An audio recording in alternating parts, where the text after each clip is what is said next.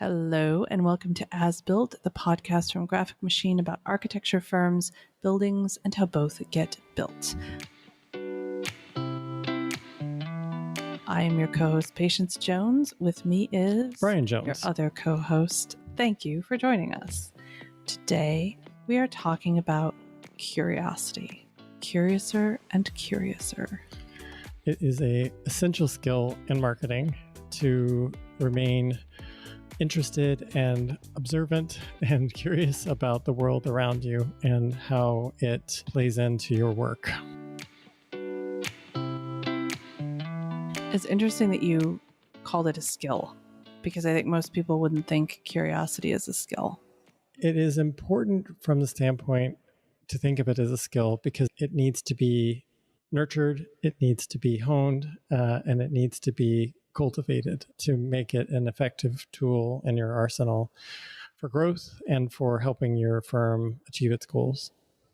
I like that. I mean, because it is something that can be learned and developed. There are people who are naturally curious, and there are people who are not. Mm-hmm. And I think a not naturally curious person can train themselves to be curious to a degree. So I think that's important. I think that the why that might be coming up in a person's mind at this point is that if they're curious, is the idea that to be effective in marketing, it is to make connections with other people, is to help them become more aware of what you are offering and what it means to them when they receive it or use it. And to do that effectively, you have to kind of put your head and your mind in another person's position and really understand what drives them. And I think that the only way you do that is by engaging and investigating, which is kind of at the nature of what we're talking about here. Yeah, I mean, you really do have to think, okay, why does this person like this particular thing? What are they responding to? Would they respond the same way if we moved the needle 20%? If we talked about ourselves a little bit differently, how would that feel to them? Who else are they looking at? What are the things in their daily life that make them more or less likely to be receptive to what we have to say? Are they people that are rushed all the time? Are they people who have lots of free time and they sort of explore things at their leisure? Are they night owls? Are they morning people? Do they use social media? What other brands do they look at? Where else are they in the world? What are their life events that might be coming up that are impacting how they make decisions?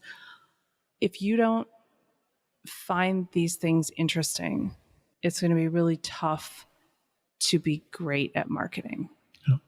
And I can feel the collective eye roll in the midst of people trying to get 15 RFPs out, thinking like, oh, I'm supposed to be thinking about putting myself, but really, truly, you are needing to do this as some form of this exercise on a regular basis, because we've talked about how you can get stuck in a rut, you can get stuck not connecting with people, and this is the most important tool, I think, to keeping that from happening. And really, as a designer, as an architect, you are already thinking about these things. You might not be consciously listing all of these things as you go through your design process, but all of these things are factoring into what you're creating. And if your client is an entity versus a person, you're still asking yourself all of those questions, and you're probably asking the questions about the people that fund that entity as well, and that are the decision makers of that entity. So it's just about taking the questions that you're probably already asking yourself and the information that you're already collecting and taking it a step further. If this, then what? If our clients tend to be here, read this publication, go to these websites, go to these types of events, have lives that look like this, then what does that mean for how they think about what architects they'd like to work with? Or are they thinking that they want to work with an architect? And that's actually what we have to do, is show them the value of not trying to do this themselves.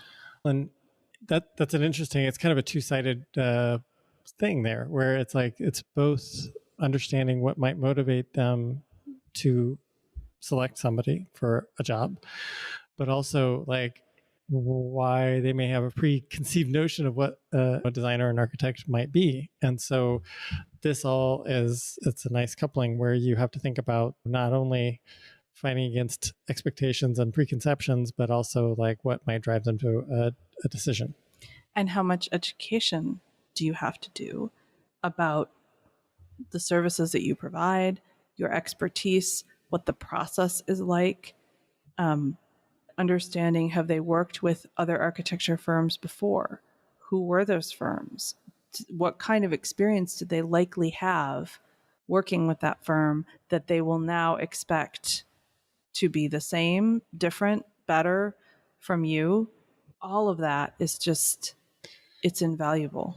And this is a little bit of a sidetrack, but like you've hit on a key component. You can never do enough work on differentiation. Never, ever.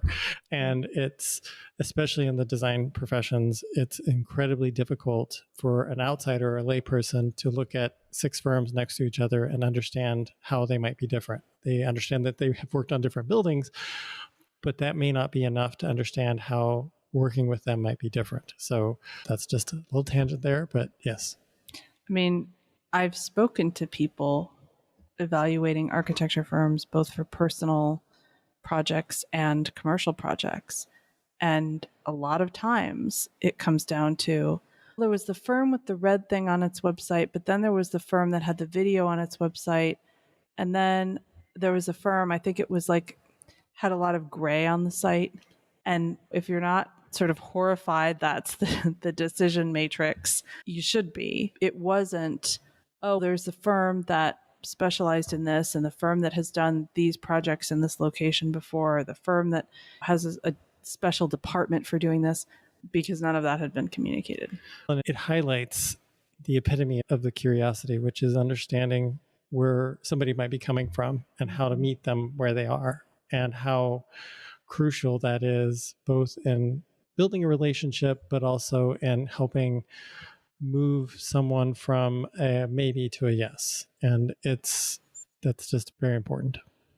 The other thing is, when people feel understood, they are more likely to work with the person or firm that they feel understands them. Yep. And the way that you show that you understand somebody is by learning about them. And it's gross and weird to say, like, I understand you. I've done all of this research and I know, and you start like reciting things back to them that you know about them. I was in a meeting once where that happened and I just wanted to crawl under the table because it was just like kind of like stalking adjacent and it just felt not great. But I think when you have enough information about who you're talking to, that you're able to sort of anticipate what their needs are while also allowing them to express those needs, that's when you've hit it. That's the gold standard. And people will think, oh, wow, this firm really understands my needs. They really understand my concerns. They understand how I make decisions. And it will be because you do. And it's a way of showing that you care for them as a client, and to be hospitable. That's the essence of hospitality. And I think and if you look in how firms can grow and how they can build on existing relationships, this is a key component, I think. And the curiosity expands into other areas too, like what are other firms doing? What are other industries? What are other messages that people are receiving right now from other sources that are conflicting or competing for brain space with what we're trying to get across? What are people's priorities? How do they feel about things going on in the world? Are there new technologies that we should be trying as a firm? Are there things we should be experimenting with? Are there things that we should be staying away from? All of this comes under the curiosity umbrella. So what do you think the big takeaways are? Oh, it's really hard, because I think if you are a curious person by nature, just keep doing what you're doing and apply it to how you think about your prospective clients and customers. If you are not a curious person by nature, you can do work to develop that, and you keep asking questions, and you have to try to find a frame of reference that prompts you to ask yourself those questions. So if that's imagining that every person is you, okay, if this was me, where would I go next for information, or how would I read this? If it's talking to other people, tell me what's going on in your life. That's actually probably the best way to become a more curious person, is to start on a very small and interpersonal scale and start asking people more questions about themselves, or engage more when you meet new people, or you have incidental interactions with people at a store or a library or whatever. Not, you don't want to be intrusive, but asking them things that go beyond the perfunctory. Yeah. So when somebody, oh, how's your day? Oh, it's really tough. Oh, yeah, tell me more about that. Or, oh, the good thing is it's almost Friday, or something that sort of prompts them to talk a little more. And you can do this over text, you can do it over email, reach out to somebody you haven't talked to in a while. Hey, how are you going? And really mean it. People can sense when you're just sort of asking because you feel like you have to ask. But try to be more curious about people, and then that will sort of start to work its way into how you're looking at other things in your professional life. So we hope that we have sated your curiosity for the time being. And that's a trick, because the answer is like never. Your curiosity should never be sated. Thank you for joining us, and we will see you next time.